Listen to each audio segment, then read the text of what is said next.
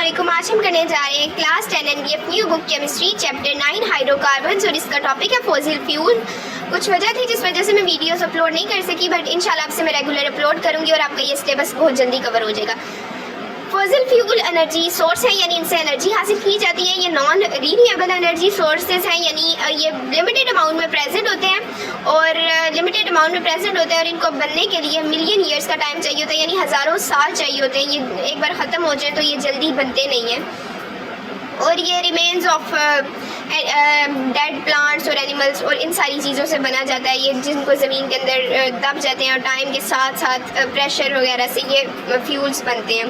और इसमें natural gas, कोल और पेट्रोलियम आ जाता है। कोल सेडिमेंट्री रॉक्स में प्रेजेंट होता है, सेडिमेंट्री रॉक डिपॉजिट्स में। सेडिमेंट्री रॉक यानी डिपोजिशन ऑफ पार्टिकल होती है, यानी कुछ पार्टिकल्स जैसे सैंड और उसके अलावा हम कह लें कि स्मॉल रॉक्स और इस तरह की चीज़ें, और इनकी लेयर्स बन जाती हैं। और ये जो लेयर्स हैं बेसिकली टाइम के साथ साथ जब कंप्रेस होती हैं और हार्ड हो जाती हैं और ये सेडिमेंट्री रॉक्स बनाती हैं।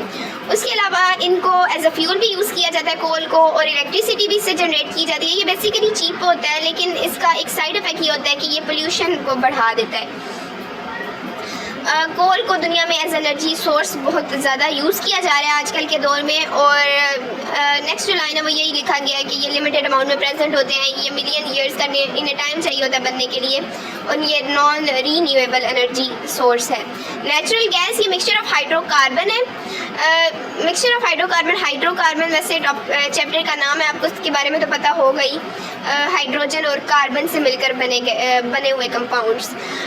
उसके अलावा जो मेन कंपोनेंट होता है नेचुरल गैस का वो मीथेन होता है, लेकिन उसके अलावा कार्बन डाइऑक्साइड और उसके अलावा जो हायर अल्केन्स होते हैं, इथेन, प्रोपेन, ब्यूटेन, यानी जिनमें कार्बन नंबर हम कह लें इंक्रीज करता है, उसको हाई अल्केन्स कहते हैं। कि मीथेन में तो एक ही कार्बन होता है ना। इसके अलावा जो ये सारे ट्रेस अमाउंट में प्रेजेंट होते हैं, स्मॉल अमाउंट में प्रेजेंट होते हैं, बहुत कम में, लेकिन मेन कंपोनेंट हमारे पास इधर मीथेन ही है। नेचुरल गैस को फिर यूज़ किया जाता है हीटिंग पर्पज़ के लिए भी, इलेक्ट्रिसिटी भी जनरेट करने के लिए, और व्हीकल्स और स्पेस क्राफ्ट में एज अ फ्यूल भी यूज़ किया जा सकता है नेचुरल गैस को। Petroleum, Petra means rock and oleum means oil, और इसको पेट्रोलियम का दूसरा नाम हमारे पास क्रूड ऑयल भी है। पेट्रोलियम और क्रूड ऑयल ये थिक डार्क लिक्विड है जो ज़्यादातर हाइड्रोकार्बन से मिलकर बना होता है। और जो natural gas associated with petroleum होती है, पेट्रोलियम डिपॉजिट, इसमें ज़्यादातर जो है ना वो मीथेन होती है। उसके अलावा इथेन, प्रोपेन, ब्यूटेन भी होती है कुछ अमाउंट में। ये एसोसिएटेड विद पेट्रोलियम, इस बात का मतलब अभी ये जो नेक्स्ट लाइन में आपको बताऊंगी उसमें आपको समझ आ जाएगा कि पेट्रोलियम को जब ज़मीन के अंदर से, मैंने आपको बताया कि ज़मीन के अंदर प्रेजेंट होते हैं ये, और ये किस तरह बनते हैं, ये यानी टाइम के साथ साथ ये जो डेड एनिमल्स और प्लांट्स वगैरह होते हैं, ये जब ज़मीन के अंदर प्रेजेंट होते हैं और फिर प्रेशर वगैरह से ये ऑयल्स वगैरह बनते हैं, फ्यूल्स बनते हैं, तो ये ज़मीन के अंदर प्रेजेंट होते हैं। और ज़मीन के अंदर से इनको जब होल करके, ज़मीन के अंदर होल करके इनको पेट्रोलियम को एक्सट्रैक्ट किया जाता है, निकाला जाता है, तो पहले नेचुरल गैस बहुत ज़्यादा प्रेशर के साथ बाहर आती है।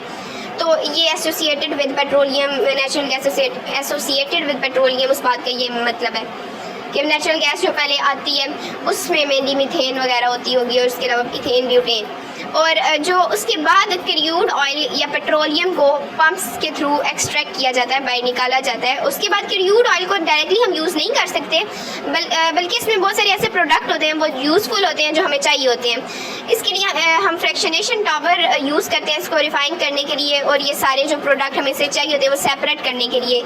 इसमें जो सारे प्रोडक्ट होते हैं ना, जैसे गैसोलीन, पेट्रोलियम, नैफ्था वगैरह, ये सारे, इनको हम फ्रैक्शंस कहते हैं। अब ये कैसे होता है, यानी क्रूड ऑयल को हम हाई प्रेशर और टेम्परेचर 400 सेल्सियस का देकर उसको हीट करते हैं, उसके वेपर्स वगैरह जो बनते हैं उसको हम पास करते हैं डिस्टिलेशन टावर से, डिस्टिलेशन कॉलम कह लें, डिस्टिलेशन कॉलम के थ्रू पास किया जाता है। और ये जो ऊपर की तरफ है ना, इधर टेम्परेचर कम होता है as compare to the bottom, यानी ये जो नीचे की तरफ near the bottom liquid present होंगे ना, उनका बॉइलिंग पॉइंट ज़्यादा होगा, और जो ऊपर प्रेजेंट होंगे उनका बॉइलिंग पॉइंट उस लिहाज से कम होगा, और ये अपने बॉइलिंग पॉइंट के हिसाब से सेपरेट हो जाते हैं डिस्टिलेशन के प्रोसेस के थ्रू। अब नेक्स्ट ये आपने ये जो टेबल से आई, ये याद कर लेना है कि किसमें कितने कार्बन नंबर प्रेजेंट होते हैं, इनका यूज़ मेनली क्या है, इनको किस लिए यूज़ किया जाता है इन फ्यूल्स को, और इनका बॉइलिंग पॉइंट क्या है। अब ये कॉलम, ये जो नीचे पैराग्राफ है, इसको भी मैं समझा देती हूँ कि ये जो कार्बन नंबर है, हम जैसे जैसे आप देख रहे हैं कि इंक्रीज़ कर रहे हैं कार्बन नंबर, तो आपका बॉइलिंग पॉइंट भी इंक्रीज़ कर रहा है। अब इसकी वजह ये है कि जैसे जैसे कार्बन चेन इंक्रीज़ करती है, यानी जो कार्बन चेन है उसमें कार्बन नंबर इंक्रीज़ कर रहा होता है, तो फिर उसकी इंटरमॉलिक्यूलर फोर्सेस, यानी जो मॉलिक्यूल्स के दरमियान जो प्रेजेंट होती है फोर्सेस, उनकी स्ट्रेंथ बढ़ती जाती है। तो इसीलिए उनको बॉयल करने के लिए फिर हमें ज़्यादा हीट देनी पड़ती है, उनका बॉइलिंग पॉइंट ज़्यादा हो जाता है। तो जैसे जैसे हम कहते हैं कि स्ट्रेंथ इंटरमॉलिक्यूलर फोर्सेस की ज़्यादा होती है, कार्बन चेन इंक्रीज़ कर रही होती है, तो उनका बॉइलिंग पॉइंट भी इंक्रीज़ कर रहा होता है, उनकी विस्कोसिटी भी इंक्रीज़ कर रही होती है, और वो डार्क हो रहे होते हैं, वो डार्क कलर, उनका कलर डार्क होता है जाता है। तो बस यही थोड़ा बहुत बताया गया है। इसमें से वो कोई भी वैसे आपको क्वेश्चन बना कर दे सकते हैं, यहाँ पर तो सिर्फ नीचे पैराग्राफ में एक को बताकर एक्सप्लेन किया हुआ है, लेकिन वो वैसे भी पूछ सकते हैं कि जैसे फ्यूल ऑयल का क्यों मतलब बॉइलिंग पॉइंट ज़्यादा है as compare to the lubricating oil, तो आप बताएं कि उसकी कार्बन चेन में जो है वो कार्बन नंबर ज़्यादा है, यानी उसकी लॉन्ग कार्बन चेन है, इसलिए उसकी जो स्ट्रेंथ है इंटरमॉलिक्यूलर फोर्सेस की वो ज़्यादा है, और इसीलिए उसका बॉइलिंग पॉइंट भी ज़्यादा है, उसकी विस्कोसिटी ज़्यादा है, उसका कलर डार्क है। ठीक है, ये हमारा टॉपिक यहाँ पर कवर हो गया। अब इंशाल्लाह मिलते हैं नेक्स्ट वीडियो में। मेरी वीडियो अच्छी लगी हो तो चैनल को सब्सक्राइब करें, वीडियो को लाइक करें। तब तक के लिए अल्लाह हाफिज़।